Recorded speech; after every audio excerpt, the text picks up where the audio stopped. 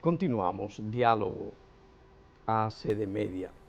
27 reformas en todo el tiempo y se concluye por parte de los expertos, de los que saben del tema, en que ninguna ha tenido la profundidad necesaria para reordenar lo que tiene que ver con el sistema tributario nacional, con lo que tiene que ver con los impuestos, con lo que tiene que ver con la transparencia, con el mejoramiento de los ingresos que se procuran por vía de los impuestos, de las recaudaciones, y eso obliga a plantearse muy seriamente, incluso ante el tema de lo que muchos apuntan como falta de voluntad política, de la reforma fiscal. Justamente, Henry Gebrard, Daniel Toribio, están con nosotros en este diálogo en el día de hoy, y de entrada preguntamos a ambos, empezando por Henry Gebrard, ¿por qué no se ha logrado una reforma fiscal profunda que pueda reordenar todo el sistema tributario del país? Cómo no, pues primero muchas gracias por la invitación para hablar de ese tema que probablemente va a marcar la pauta de las próximas semanas y próximos meses. Mucha gente estaba esperando en qué momento efectivamente iba a iniciarse, ¿no?, esta discusión, y parece que efectivamente ya el momento ya llegó. Primero, yo creo que es muy importante porque las palabras y el vocabulario que se utiliza hay que precisarlo para que no quede confusión. Cuando hablamos de reforma fiscal, estamos hablando de una reforma que abarca no solamente la dimensión de los ingresos, que si fuese el caso, sería nada más una reforma tributaria, y cuando hablamos de reforma fiscal, estamos hablando de algo mucho más ambicioso, que toca básicamente las 4 dimensiones principales del tema de la política económica o de la economía política: los ingresos del Estado, los gastos del Estado, y esto es un tema fundamental, pero también todo el aspecto de los activos y pasivos del Estado. Yo, en este sentido, cuando yo me voy a referir a reforma fiscal, yo me voy a referir a este conjunto de esas 4 dimensiones. Y una reforma fiscal que inclusive, en este caso, tiene que ser un elemento de un conjunto de reformas que hoy en día, de manera casi, vamos a decir, histórica, le toca a República Dominicana, gane quien gane las elecciones, implementar este paquete de reforma.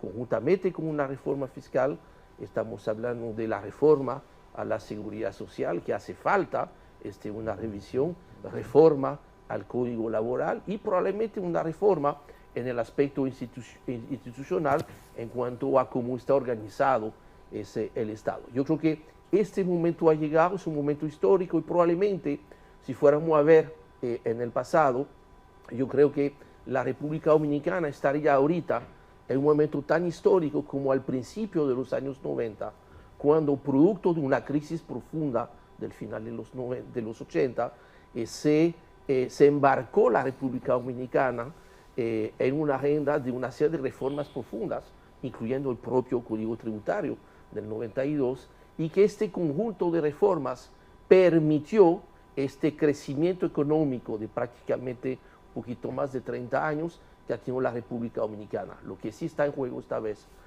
no es la obsesión hacia el crecimiento, sino la obsesión hacia el desarrollo económico.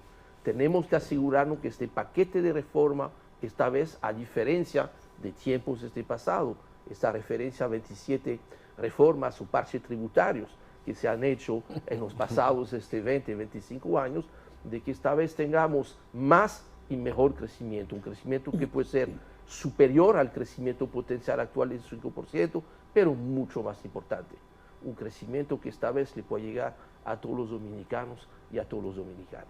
Daniel Toribio. Sí, gracias por invitarme, gracias por compartir. Yo pienso, por lo menos así yo lo voy a tomar, en este escenario se me hace muy difícil hablar de un paquete de reformas, porque no estamos entrando, si bien es verdad que hay que reformar el Código Laboral, la seguridad social, una serie de gastos, en el fondo aquí lo que estamos hablando es de una reforma tributaria. sea, lo no otro... integral. No integral. Es que cuando es integral, es que cada cosa tiene sus características especiales. Si decimos que vamos a hacer una reforma de todo, posiblemente no hagamos nada. Sí. O sea, es difícil. Yo entiendo que lo que más conviene es ir discutiendo las reformas. Entonces, ¿tú quieres discutir la reforma laboral? Vamos a discutir la reforma laboral, vamos a discutir la seguridad social. Pero en este momento, cuando, y esa fue un poco la introducción, cuando se está hablando de reforma, la mayoría de la gente no quiere entrar al tema de que al fin y al cabo lo que se está pensando son en ingresos. En cómo el gobierno tiene más ingresos. Yo veo otra parte, que para tú buscar más ingresos, tú tienes que darle algo a la población. Y darle algo a la población es qué tú estás haciendo con el gasto. Porque reconozco que desde digamos, de la Estrategia Nacional de Desarrollo, que es de la Ley 1 del 2012, se ha venido planteando la necesidad de una reforma tributaria fiscal.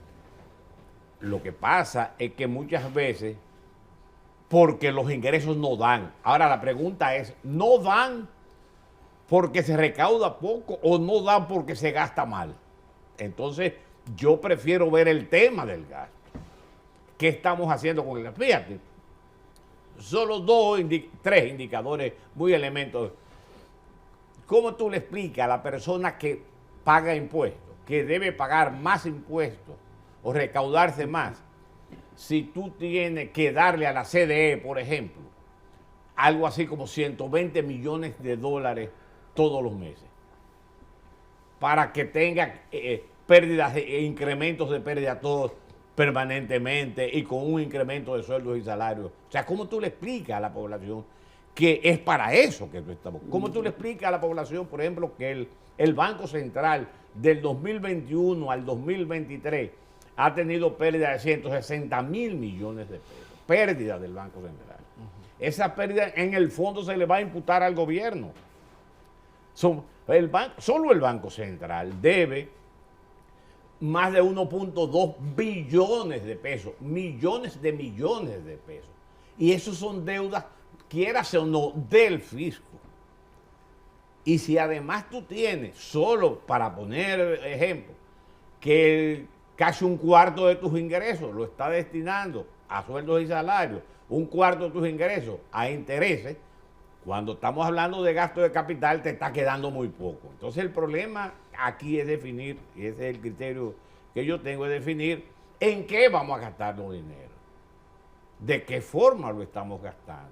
O sea, podemos vender políticamente una reforma que implique mayores ingresos para el gobierno cuando los gastos no son exactamente lo que la población esperaría. Eso es un tema a discutir. Ahora, por el lado de una reforma impositiva, entonces habría que pensar hacia dónde debe orientarse.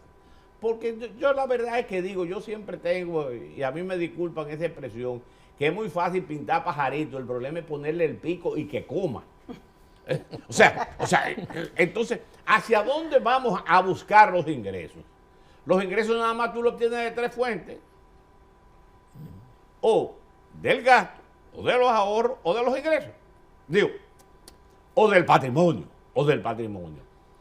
¿Cuál es el espacio que tenemos? Bueno, aquí entonces entramos a lo que la gente nos suele llamar el gasto tributario, que es la cantidad de dinero que deja de pagar, que definido un impuesto determinado es la cantidad de dinero que por otras leyes se dejan de pagar. Y de ahí estamos hablando de casi el 4% del Bruto Interno.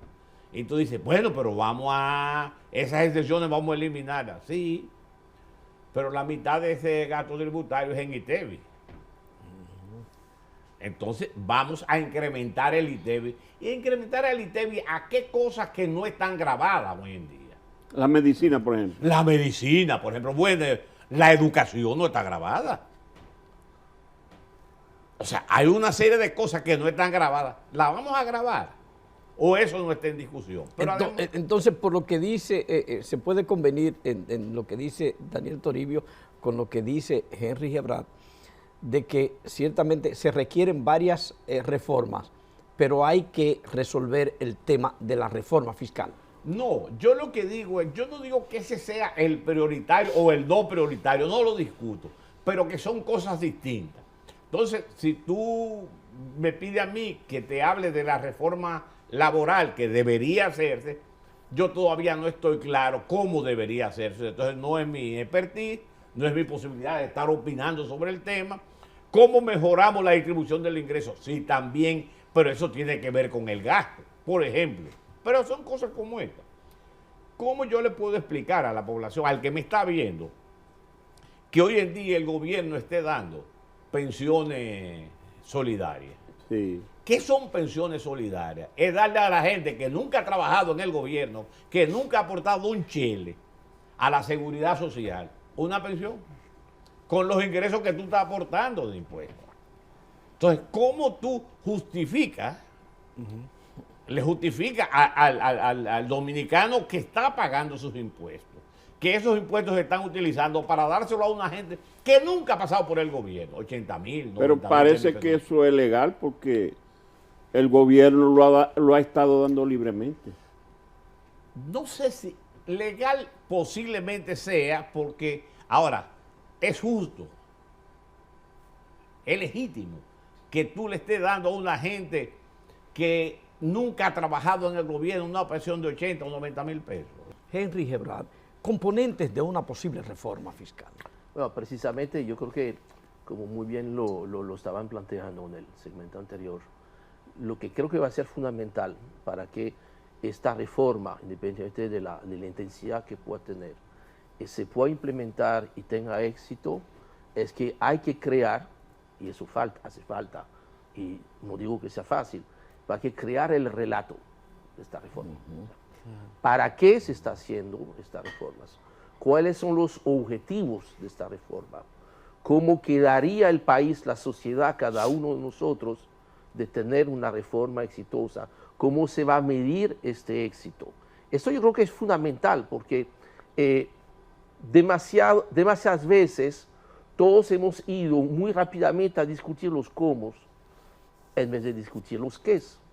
Y en este momento yo creo que es fundamental que la discusión que se debe organizarse primero sobre los qués. ¿Qué es lo que se quiere lograr y qué es lo que se quiere modificar?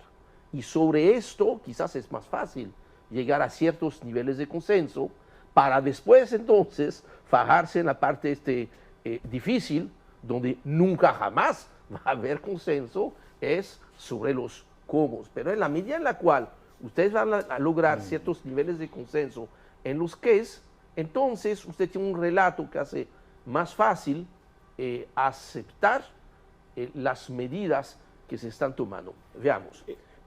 Perdóneme, Sí. ¿estaría dentro de lo factible grabarlo todo y bajar el monto? Por ejemplo, mira, primero, efectivamente, si vamos a la constatación de los hechos, porque mire, yo creo que como en cualquier viaje, ¿verdad? La mejor manera de no perderse en el viaje es entender claramente dónde estamos hoy y a dónde queramos llegar. Eso es lo que va a definir el viaje. Si uno se pierde a discutir el itinerario sin saber dónde está y a dónde quiere llegar, obviamente se va a perder y va a ser un fracaso. Entonces, la oportunidad que tenemos esta vez, que es interesante, es de probablemente lograr incrementar los ingresos del Estado sin necesariamente aumentar tasas. De hecho, entiendo yo, pero ¿quién soy yo? Entiendo yo que si se busca aumentar ingresos, como siempre se ha hecho, a través de incremento de las tasas, esto va a ser la autopista al desastre, porque eso no va a ser sostenible. Mire, en el caso del ITEVIS, donde estábamos con un sistema con tres tasas, una tasa de 18, una tasa de 16, que alcanza algunos alimentos, y está la tasa del 0. Bien. Esta tasa del 18 es muy superior a la tasa que se paga como promedio en la región, si tomamos como región comparable, lo cual no necesariamente sea quizás el parámetro de comparación, pero bueno, es el que se usa en los países centroamericanos. Una de las razones por las cuales estamos con una tasa alta de 18% es porque uno, hay una base estrecha, o sea que prácticamente hoy el 50% de los bienes y servicios están exentos de ITEVIS, lo cual es muy fácil decir, hay que reconocerlo. Ahora, cambiar esto no es nada fácil, porque efectivamente cuando vemos una serie de exenciones, estamos hablando de medicinas, electricidad, educación, salud, una serie de alimentos básicos, y nadie en su sano juicio va a estar planteando grabar una serie, por eso no es tan fácil. Pero también hay que ver que en el caso del ITEVIS, el nivel de evasión del ITEVIS anda entre un 40 y un 45%, y ha sido relativamente constante en los pasados 10, 15 años. Hay momentos de baja, hay momentos de subida, y una de las explicaciones también, que es uno de los objetivos que deberíamos todos buscar a través de esta reforma, es lograr disminuir considerablemente el nivel de informalidad de la economía dominicana.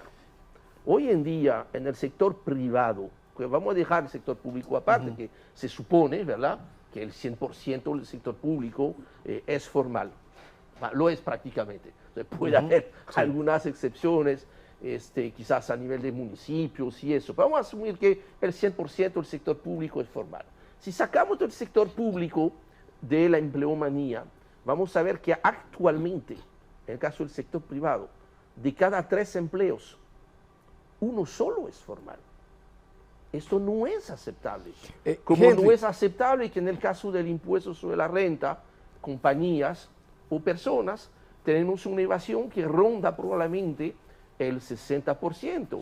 Si a eso añadimos el nivel de pérdidas del sector eléctrico, cuya principal razón no es tanto el tema tarifario, aunque sí puede haber algo en la tarifa, es sobre todo el caso de que prácticamente el 40% de la energía servida no se cobra. Entonces, debemos de pensar en una reforma que permita tener una mayor cobertura y reducir la informalidad, porque si no, entonces usted va a estar en esta carrera de seguir incrementando tasa, y más se incrementa tasa, y más se incrementa el incentivo a ser informal y a evadir el impuesto. Por esto hay que pensar en algunos casos muy bien estudiado. El caso del ITEVIS y el caso del impuesto sobre la renta a las compañías, especialmente las pymes, no es verdad, señores, de que las empresas micro y pequeñas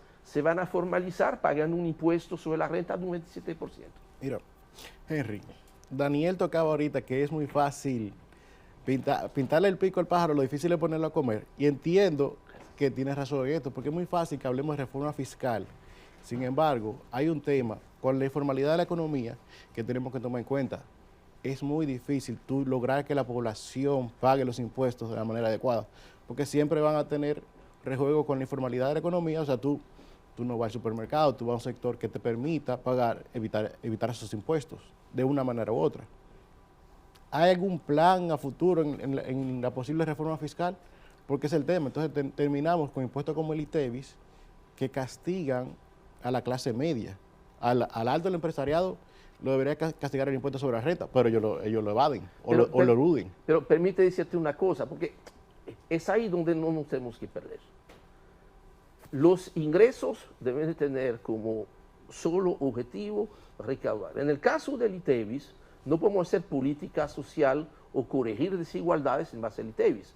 La única virtud que va a tener el ITEVIS es recaudar, recaudar, recaudar, recaudar. Lo que sí es fundamental para resolver desigualdades es tener entonces la cantidad y sobre todo la calidad de gasto suficiente para efectivamente atender las desigualdades. Entonces, por eso que el tema, y ahí completamente de acuerdo contigo, no podemos tener una discusión divorciada del tema de los ingresos y de los gastos. Y en la medida en la cual va a haber una mejor ejecución del gasto, hace más fácil y más natural para la gente de que haya un pago de impuesto. Y este pago de impuesto va a ser más fácil de aceptar si todo el mundo lo está pagando y si el costo del cumplimiento también es fácil, porque no es solamente la tasa de los impuestos, es que el mismo cumplimiento de los impuestos para las empresas micro y pequeñas, que son el 80% del tejido empresarial y comercial del país, es demasiado complicado. O sea, no tiene sentido que una empresa micro que está empezando tenga que despedir a un vendedor para pagar un contador, porque le termina siendo más prioritario o más obligado a atender esta parte, cuando lo que deberíamos de hacer es precisamente crear un marco donde las empresas pequeñas puedan entrar al mundo formal, pero eso no empieza con una tasa de un 27. Veamos la experiencia de otros países, señores. Sí. Daniel, gastos. Se habla de la necesidad de mayores ingresos. Se habla de la necesidad de transparentar todo lo que tiene que ver con los ingresos a partir de enfrentar la evasión, de enfrentar el tema de los subsidios, que ya lo ha mencionado, el gasto, porque de repente hay un porcentaje demasiado alto de los ingresos que se está aplicando en pago de los intereses de la deuda. Se siguen tomando préstamos que todavía la población no entiende cómo se combina una cosa con la otra. Hay un crecimiento económico, como apunta Henry, que la gente no sabe todavía cómo se come eso, cómo le beneficia eso y cómo contribuye eso al desarrollo. Ingresos para gastar y no para desarrollar los gastos, la inversión de capital, los ingresos y la transparencia. ¿Cómo se pueden tratar desde una reforma fiscal? Mira, yo estoy de acuerdo con Henry en lo que plantea. O sea, hay que definir para qué que queremos más ingresos. Porque no se está claro para qué queremos más ingresos. O sea, los ingresos que dan, porque nosotros entramos en consideraciones de tipo filosófica, que si la presión tributaria está en 15, que si está por debajo de la Río, todo eso es verdad. Todo eso es verdad. Ahora, ¿para qué necesitamos más ingresos? Eso es el tema. O sea, ¿para qué necesitamos más ingresos? Para seguir dando los subsidios al sector eléctrico de 120 millones de dólares semanal. Mira, y ahí hago una consideración sobre el sector eléctrico. Mira, el sector eléctrico, cuando hablo del sector eléctrico, estoy hablando fundamentalmente de la distribuidora. En el 2003, antes, en el 1999, aquí se hizo la capitalización de la empresa pública, entre ellos las distribuidoras. Sí. Tú dices, bueno, pero fue la capitalización la que produjo eso. No, al contrario, fue la recompra de las EDES. En el 2003, entonces, como Unión Fenosa, que era la empresa que manejaba la distribución, no podía dar pie con bola con la distribución, en vez de permitir que se declarara en quiebra, o sea, tú quebraste y ya.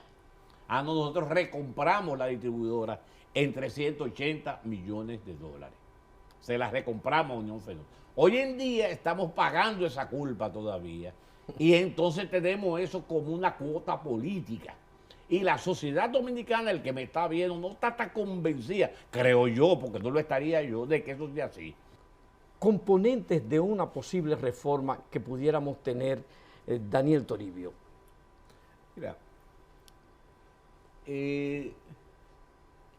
yo analizaría, si me tocara a mí hacer la arquitectura de una reforma, yo vería a ver qué podemos hacer con las exenciones fiscales que se le otorgan a muchas de las empresas en el país.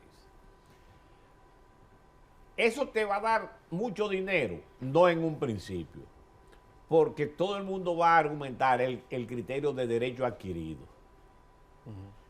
Entonces hay empresas que tienen 15 años de exención y es en 15 años que tú le vas a poder quitar ese derecho adquirido, a menos que tú tomes una decisión que va a ir a los tribunales de eliminar la exención que ya le aprobaste. En el caso del turismo. En el caso, ese es un caso, por ejemplo. En el caso del turismo, y en el caso del turismo, pienso yo, también hay mucho que ver con las regulaciones, porque hay mucho, el tema es que muchas de las exenciones originan vasos comunicantes. Yo conozco un caso, yo le voy a poner un caso, un ejemplo, no voy a decir esa, de una empresa, un restaurante dominicano instalado en la capital, que perdía dinero con el mismo restaurante instalado en Punta Cana. Y tú dices, ¿cómo tú tienes un restaurante perdiendo dinero en Punta Cana y ganando dinero aquí? En el fondo es que se acogía a la ley de incentivo turístico por allá, traía todo exento y la parte en general la utilizaba aquí y competía con restaurantes que pagaban sus impuestos. Igual que eso, hay 50.000 otros casos en el cual requiere un esfuerzo también de la administración tributaria de controlar todos los vasos comunicantes, pero aún así habrá vasos comunicantes y habrá elusión. Entonces tú estás en la obligación de definir una estrategia en el cual establezcamos claro, yo te voy a otorgar exención, pero solo exención si tú me inviertes. La reforma abarcadora y el ciudadano común, el de a pie, el ama de casa, los términos que discuten los expertos en el tema, no lo van a entender, solo el impacto, lo que les resulte. Daniel Toribio ha tocado en 2 ocasiones o 3 el monto de dinero que se le da al sector eléctrico. ¿Cómo impacta? También le preocupa lo de Banco Central. También. ¿Cómo impacta el deterioro que, de acuerdo a informes, tiene hoy día, registra el sector eléctrico? ¿Cómo impacta al presupuesto familiar, a las finanzas públicas, a la productividad de este alto costo de energía eléctrica? Mira, hace 2 años y pico, aquí se firmó un pacto eléctrico. Todos los partidos políticos, incluyendo la Fuerza del Pueblo, firmó el pacto eléctrico. Ahí no se ha hecho nada. O sea, tú dices que como impacto muy fácil. O sea, si tú estamos hablando de 70.000 millones de pesos que tú utilizas al año, yo me imagino, me preguntaría yo cuántos hospitales, cuántos metros, yo no sé cuánto puede costar el metro, pero me imagino que por lo menos 1 metro tú podrías estar haciendo con ese dinero. Y 1,5 metros. 1,5 metros. Entonces, esto es lo que le estamos dando al sector eléctrico. O sea, si eso tú añades, porque recuérdate que la crisis del Banco Central, de lo que tiene que ver con el Banco Central, viene de la crisis de los bancos. Sí. O sea, eso se fue acumulando y lo que debería ser un banco central, que es comprar bonos del gobierno para incrementar el circulante. O sea, si le da dinero al gobierno, los bonos del gobierno incrementan el circulante, pero se mantiene de los intereses que el gobierno le paga. El Banco Central está emitiendo para pagar intereses. Es una bola de nieve. Perdón. Concluye, sí, porque tenemos el tiempo. No. Una bola de, entonces, entonces no puedo concluir sin dejar dicho lo siguiente. En mi criterio, una de las formas de lograr disminuir la informalidad y lograr inclusive que la gente invierta, no sé cuánto, todo ese tipo de cosas, es bajando a las pequeñas y medianas empresas los anticipos, eliminando los anticipos, porque el anticipo implica un costo de un ingreso que tú no has obtenido. Bien.